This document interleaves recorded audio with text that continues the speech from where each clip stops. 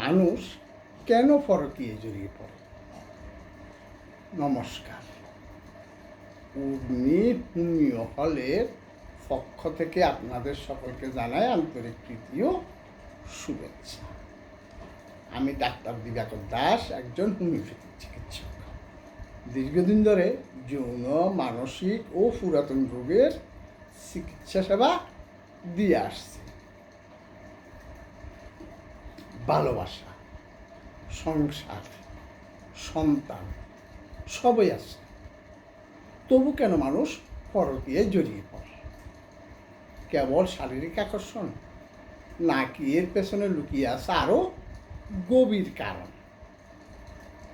শিরোনামের এই প্রশ্নটা আপাত দৃষ্টিতে যতটা সহজ সরল, আদতের উত্তর ততটাই কঠিন। পরকীয়া কখন থেকে শুরু হলো? এর একটাই উত্তর, যখন থেকে বিয়ের উদ্যোগ ঘটেছে। রোমান্টিক সম্পর্কে সবচেয়ে সংবেদনশীল, জটিল আর বিতর্কিত অধ্যায়ের নাম পরকীয়া। এর পেছনে আছে জটিল মানসিক, সামাজিক, সাংস্কৃতিক, জৈবিক, এমনকি আর্থিক পরিপ্রেক্ষিত। আজকে আপনাদের সাথে পরকীয়া কী এবং মানুষ কেন পরকীয়ায় জড়িয়ে পড়ে সেই সম্পর্কে জানাতে চেষ্টা করব। তার আগে যারা ভিডিওটি দেখছেন তারা না টেনে সম্পূর্ণ দেখুন, এবং যারা এখনও সাবস্ক্রাইব করেন নাই তারা বিভিন্ন রোগের হোমিওপ্যাথিক চিকিৎসা সম্পর্কে জানতে চ্যানেলটি সাবস্ক্রাইব করে লাইক কমেন্টস করার অনুরোধ করছি। পরকীয়া হলো বিবাহিত বা সঙ্গীর সাথে প্রতিজ্ঞাবদ্ধ ব্যক্তিদের অন্য কারোর সাথে প্রণয় বা যৌন সম্পর্ক স্থাপন করা। এটি সাধারণত বিবাহ বহির্ভূত সম্পর্ক হিসেবে পরিচিত, এবং এটিকে নৈতিক ও সামাজিক উভয় দৃষ্টিকোণ থেকে সমস্যা হিসেবে দেখা হয়।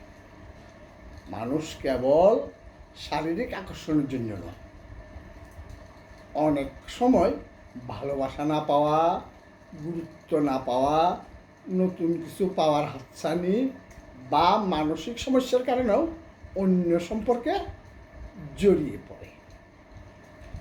পরকীয়া সবসময় অসুখী দাম্পত্যের ফল নয়। অনেক সময় সুখী দম্পতির একজন নতুন অভিজ্ঞতা, বৈচিত্র্য বা উত্তেজনার খোঁজে সম্পর্কের বাইরে পা বাড়াতে পারে। আসুন জেনে নিই পরকীয়ার প্রধান কারণগুলো কি। 1.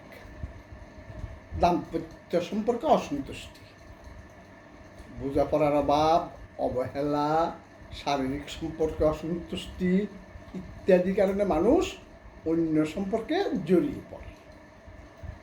2. রোমান্স ও নতুনত্বের খোঁজ, একঘেয়ে সংসার থেকে বেরিয়ে নতুন উত্তেজনা অনুভবের জন্য অনেকে পরকীয়ায় জড়ায়। গবেষণা বলছে এই ধরনের সম্পর্ক সাধারণত 3 মাস থেকে 2 বছরের বেশি টিকে না। 3.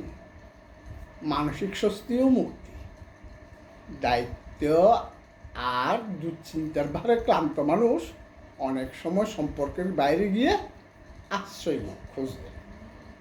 4. ডেটিং অ্যাপ ও অনলাইন প্ল্যাটফর্ম, প্রযুক্তি পরকীয়াকে আরও সহজলভ্য করেছে। পরিচয় গোপন রেখেও সম্পর্ক চালিয়ে নেওয়া যায়। 5. কর্মস্থলের ঘনিষ্ঠতা, দীর্ঘ সময় একসঙ্গে কাজ করার ফলে সহকর্মী থেকে প্রেমিক প্রেমিকা হয়ে ওঠা ঘটনাও নতুন নয়। 6. প্রেমে পড়া স্বভাব, কেউ কেউ বারবার প্রেমে পড়তে অভ্যস্ত। সঙ্গী যতই ভালো হোক তারা নতুন সম্পর্কে জড়িয়ে পড়ে। 7. মানসিক স্বাস্থ্য সমস্যা, পোস্ট ট্রমাটিক স্ট্রেস, ডিজঅর্ডার বা বাইপোলার ডিজঅর্ডারের মতো সমস্যায় অনেকে স্থায়ী সম্পর্কে স্থির থাকতে পারে না। 8, স্বার্থ ও উচ্চাকাঙ্ক্ষা, সামাজিক মর্যাদা বা আর্থিক সুবিধার জন্য কেউ বিবাহ বর্ধিত সম্পর্কে যায়।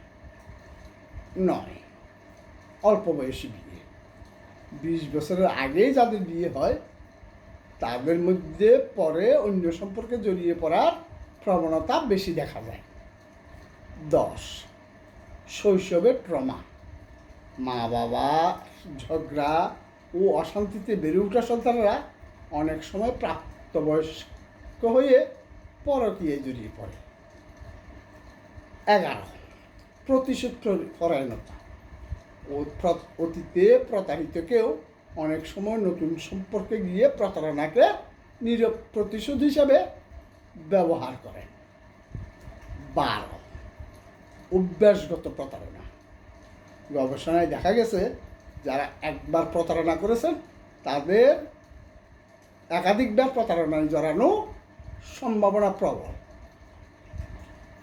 শেষ কথা, সব মিলিয়ে বোঝা যায় পরকীয়া কোনো একক কারণে ঘটে না। রাগ, অবহেলা, নতুনত্বের খোঁজ কিংবা ক্ষমতার অনুভূতি নানা কারণেই মানুষকে টেনে নেয় অন্য সম্পর্কে। তবে মনোরোগ বিশ্লেষকেরা মনে করেন খোলামেলা যোগাযোগ, পারস্পরিক মনোযোগ আর প্রতিশ্রুতি হতে পারে যে কোনো সম্পর্ক টিকিয়ে রাখার সবচেয়ে কার্যকর উপায়। আজকে এই পর্যন্তই। আগামী ভিডিও দেখার আমন্ত্রণ রইল। ধন্যবাদ।